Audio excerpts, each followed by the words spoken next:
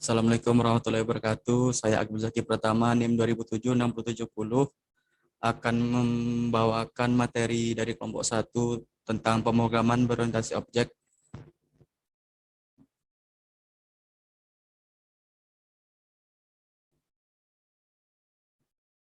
Pengenalan pemrograman komputer. Komputer adalah peralatan elektronik yang saling bekerja sama yang dapat menerima dan mengelola data, serta mengeluarkannya dalam bentuk informasi. A. Komponen dasar komputer. Komponen dasar komputer terdiri dari dua bagian, yaitu hardware atau perangkat keras dan software atau perangkat lunak. Hardware atau perangkat keras merupakan semua komponen-komponen komputer yang mempunyai wujud benda fisik yang terdiri dari komponen mekanik dan elektronik. CPU atau Central Processing Unit merupakan komponen hardware komputer yang secara keseluruhan mengendalikan operasi komputer dan pemrosesan aritmatika dan logika, yang mana komponen ini terdiri dari dua bagian utama, yaitu Arithmetic Logic Unit atau ALU dan Control Unit. Memori. Memori adalah medium penyimpanan data pada komputer yang dibagi dua berdasarkan fungsinya, yaitu RAM dan ROM. Memori. Primary memory, biasa disebut Random Access Memory atau RAM, yang berguna untuk menyimpan data dan instruksi program yang sedang berjalan dan akan terhapus secara otomatis jika komputer dalam keadaan mati. RAM berkecepatan akses tinggi dan acak. Secondary memory, biasa disebut read-only memory atau ROM, yang berguna menyimpan data atau program secara permanen yang memiliki kecepatan akses rendah dan sekuensial. Alat I/O adalah komponen yang berfungsi sebagai penghubung antara komputer dengan lingkungan di luarnya, yang terdiri dari alat input dan output. Alat masukan biasa disebut input device, yang berguna sebagai media komputer untuk menerima masukan dari luar. Contohnya adalah mouse, touchscreen, scanner, joystick, pen tablet, kamera, dan lain-lain.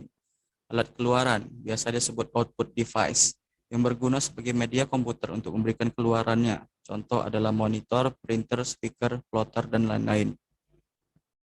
Software atau perangkat lunak adalah semua bagian komputer yang tidak mempunyai wujud benda fisik, yang terdiri dari data, program, dan aplikasi komputer. Operation System adalah software yang berfungsi untuk mengaktifkan seluruh perangkat yang terpasang pada komputer sehingga masing-masing saling berkomunikasi. Contoh dari program utility ini adalah Norton Utility, SanDisk, PC Tool, dan lain-lain. Program utility adalah perangkat yang berfungsi untuk membantu atau mengisi kekurangan atau kelemahan dari sistem operasi. Misalnya PC Tool dapat melakukan perintah format seperti DOS, tetapi PC Tool mampu memberikan keterangan dan animasi yang bagus dalam proses pemformatan. Contohnya adalah GL, MYOB, Payroll, dan lain-lain. Application program adalah program yang khusus melakukan suatu pekerjaan tertentu, seperti program gaji pada suatu perusahaan. Package program adalah program yang dikembangkan untuk kebutuhan umum. Compiler adalah program yang digunakan untuk menerjemahkan sebuah bahasa yang dipahami manusia menjadi bahasa yang dipahami mesin. Karena komputer hanya memahami satu bahasa, yaitu bahasa mesin, yang hanya terdiri dari dua angka biner, 0 dan 1. Sekilas bahasa pemrograman. Bahasa pemrograman tingkat tinggi merupakan bahasa yang memiliki ciri-ciri mudah dimengerti karena kedekatannya terhadap bahasa sehari-hari. Contohnya antara lain adalah Java, C++, .NET, dan lain-lain. Bahasa pemrograman tingkat menengah merupakan bahasa yang menggunakan instruksi yang telah mendekati bahasa sehari-hari, walaupun masih lumayan sulit untuk dimengerti karena menggunakan beberapa singkatan, seperti STO yang berarti simpan atau store, dan MOV yang berarti pindah atau move. Bahasa pemrograman tingkat rendah merupakan bahasa generasi pertama yang bahasanya sulit dimengerti oleh manusia karena instruksi yang menggunakan bahasa mesin. C. Alur pembuatan program. Pembuatan dan pengkodean program tidak dapat dilakukan begitu saja, tetapi harus melalui banyak proses dan langkah-langkah. Berikut langkah-langkahnya adalah: 1. Mendefinisikan masalah. 2. Menganalisa dan membuat rumusan pemecahan masalah. 3. Desain algoritma dan representasi. 4. Pengkodean, uji coba, dan pembuatan dokumentasi. Selanjutnya akan dibawakan oleh Sylvia. Kepada Sylvia dipersilahkan.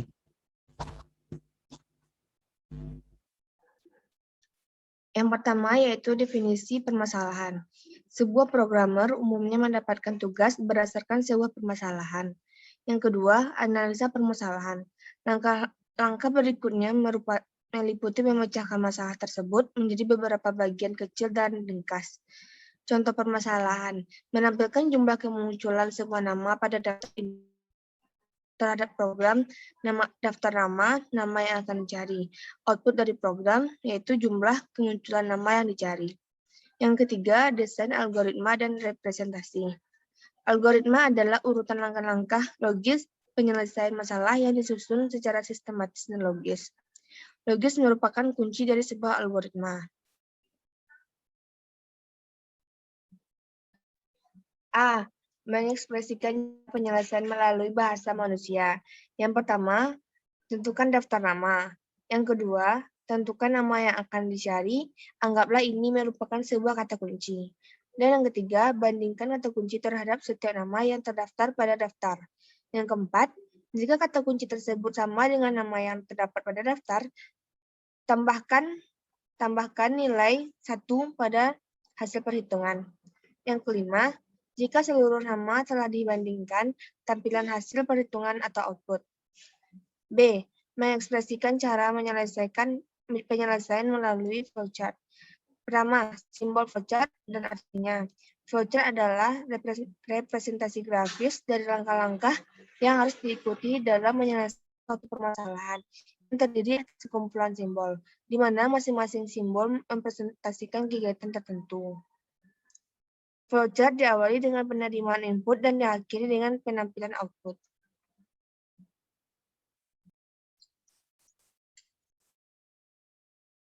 Baiklah, saya akan melanjutkan materi yang dibahas oleh Sylvia. 4. Pengkodean dan pembuatan dokumentasi. Terdapat 2 tipe kesalahan atau error yang akan dihadapi oleh seorang programmer. Yang pertama adalah compile time error dan kedua adalah runtime error. Compile time error merupakan muncul jika terdapat kesalahan penulisan kode program. Compiler sehingga kode tersebut tidak akan bisa dikompilasi.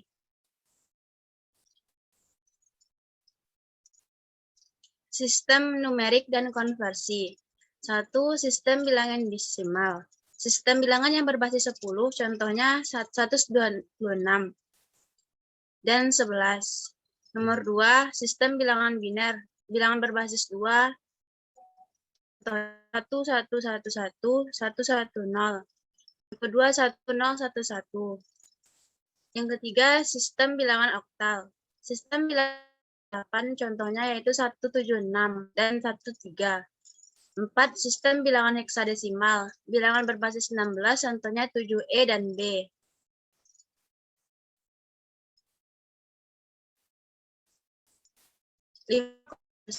Desimal ke biner, biner ke desimal. Pengubahan bilangan desimal ke biner oktal atau bilangan heksadesimal pada dasarnya sama dengan konversi bilangan desimal ke biner. Perbedaannya terletak pada bilangan pembagi. Yang kedua, desimal ke oktal, heksadesimal dan oktal. Heksadesimal ke desimal, contoh konversi oktal sebagai gambar berikut. Dengan menuliskan nilai sisa dari bawah ke atas, kita peroleh bilangan oktal 1768. Baiklah, materi yang akan dilanjutkan oleh Abil. Saya akan melanjutkan materi dari Miftah. Contoh konversi. Konversi bilangan desimal ke heksadesimal. 126 jadi 126 dibagi 16, hasil baginya 7, nilai sisanya 14. 14 itu heksadesimalnya E. Terus hasil bagi tadi dibagi lagi 16, jadi hasil baginya tidak ada, nilai sisanya jadi 7. Jadi dengan menuliskan nilai sisa dari bawah ke atas, kita peroleh bilangan heksadesimal 7E.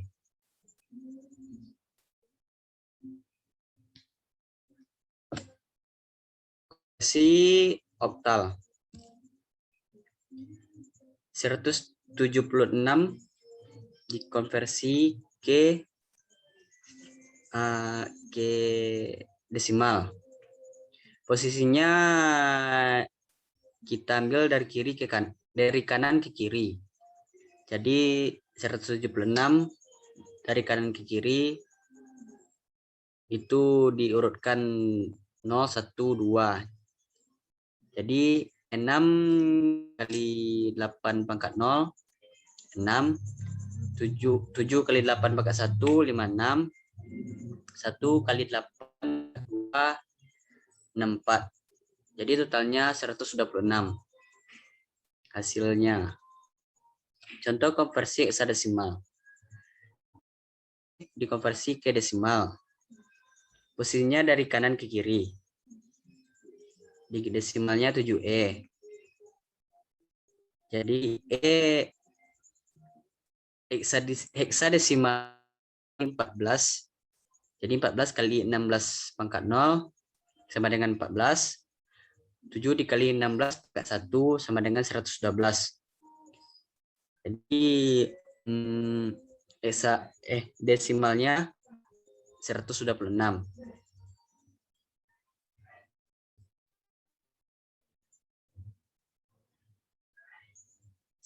Yang ketiga, biner ke oktal dan oktal ke biner.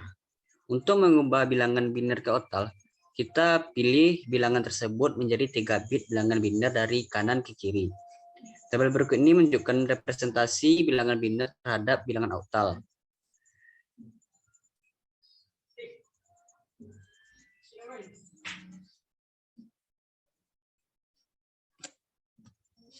Sebagai contoh,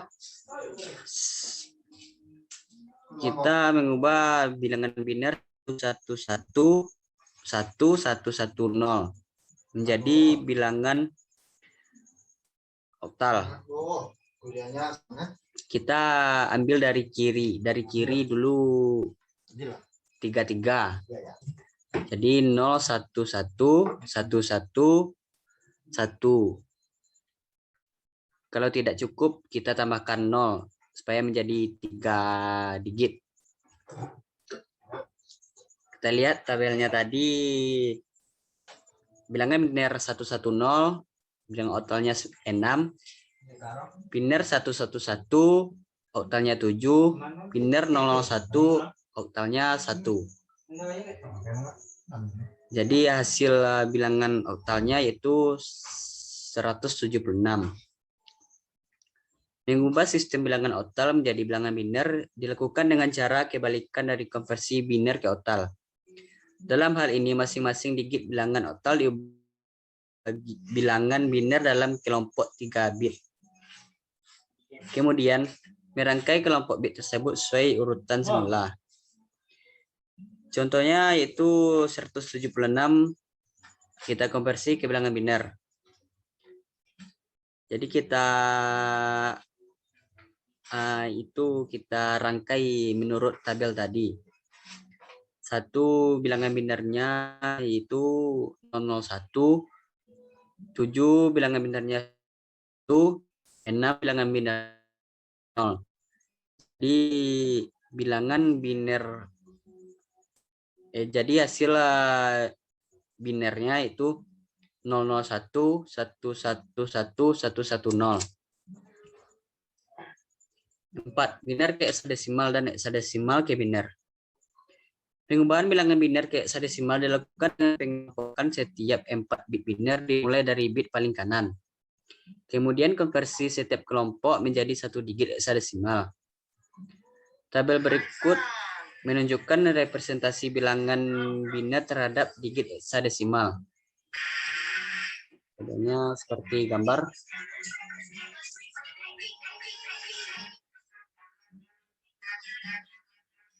Sebagai contoh yaitu konversi bilangan biner ke heksadesimal.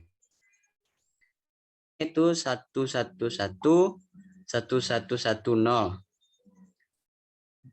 Jadi kita lihat tabel tadi, bilangan biner 1110 itu bilangan hexadesimalnya E, dan bilangan biner 0111 bilangan oktalnya 7.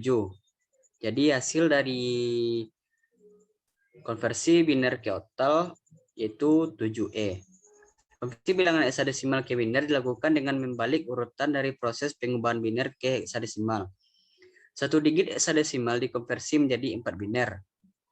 Contohnya yaitu 7E hexadesimal versi ke biner. Jadi pada tabel tadi bilangan oktal bilangan hexadesimal bilangan binernya itu 1110. Hexadesimal 7 bilangan binernya yaitu 0111. Jadi hasil dari konversi bilangan hexadesimal ke biner yaitu 0111 1110.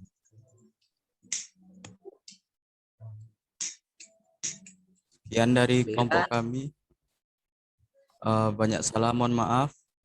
Jika ada pertanyaan, silakan ditanyakan di tempat yang dipersediakan. Kami dari kelompok 1 mohon maaf. Assalamualaikum warahmatullahi wabarakatuh.